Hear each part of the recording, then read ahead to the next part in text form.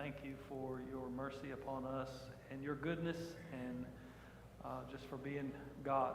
You're worthy of all praise. God, we lift up these names that have been mentioned tonight. Probably other things that are on people's hearts that weren't mentioned.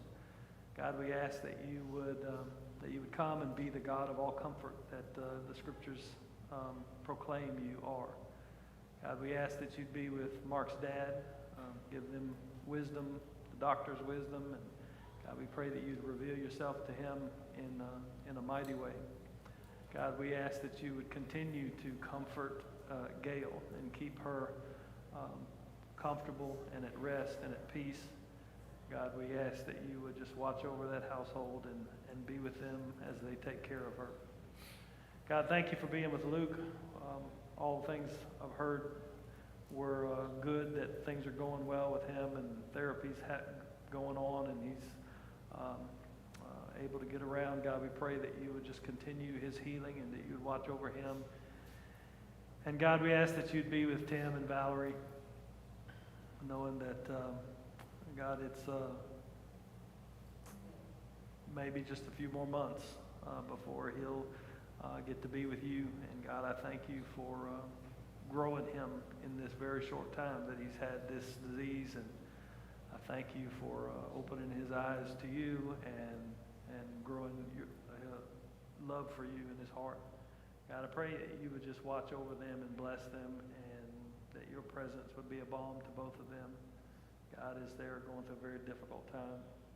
Lord, for this 3-year-old that is needing a heart transplant, God, I can't imagine being parents or grandparents of a child of that going on. I pray, God, that you would give them strength and that you would just lift them up in the midst of a time that is so terrifying. And God, I pray that you would heal this girl, that you would just be with her, and that, God, everything that is able to happen, it happens to make it where she can either have a heart transplant or not need a heart transplant. God, we pray that you would just bring healing and that you would bless them with such. God, please be with Colton and Lakin and their family. God, we ask that you would watch over them through a very difficult season. God, I pray that you would come and your Spirit would just soothe her heart, and that you would watch over her in such a way that she feels your presence and know that you're taking every step with her, and that she's not alone. Her family's around her, and you're with them. God, we pray that your peace and that passes understanding would just rest over that family, God, and that you would just watch over them as they grieve. God, for John, who has cancer, we pray that you would, I don't know what the diagnoses are or whatever, but God, we just pray that you would be with him and his wife, and you bring healing to him, that you would show yourself mighty in revealing yourself to him and her in your presence with them through this trial.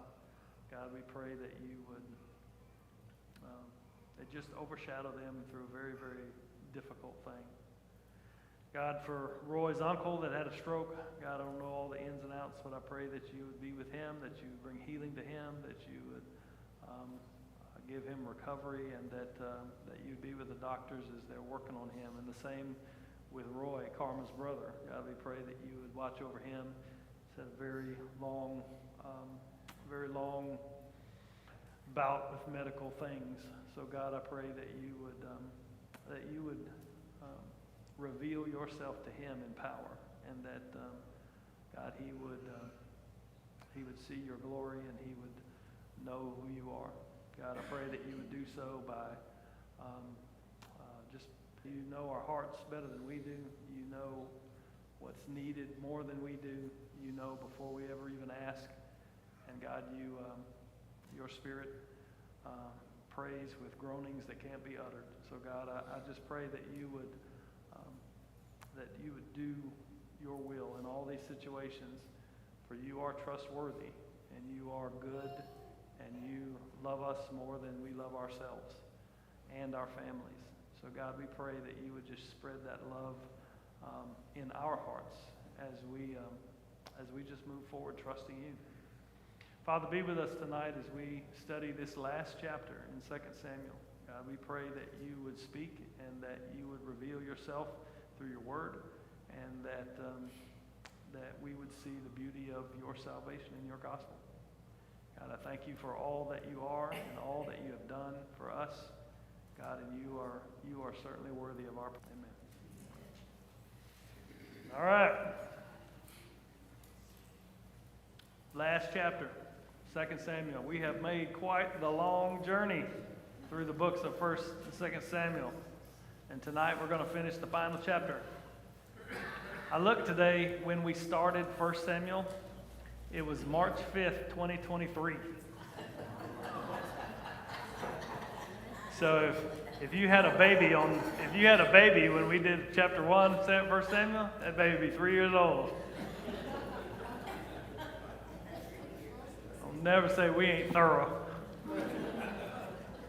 So over 3 years, that's a long, I would have never guessed it was 3 years. Over 3 years, we have followed the rise and the fall of Saul, the rise and the fall and the restoration of David, and now the last chapter of 2 Samuel ends with, well, a note of anticipation, just like you would expect. We've seen the gospel all through the books of 1 and 2 Samuel. Since David's sin with Bathsheba and Uriah, we've understood from the last half of 2 Samuel, David is not the perfect fulfillment of God's kingdom promise. He is a man of faith. He is a great man of faith. He's a man devoted to God, but ultimately he's just a sinner like we all are. But he is chosen by God, anointed by God to be king. And yet, we've also seen David does point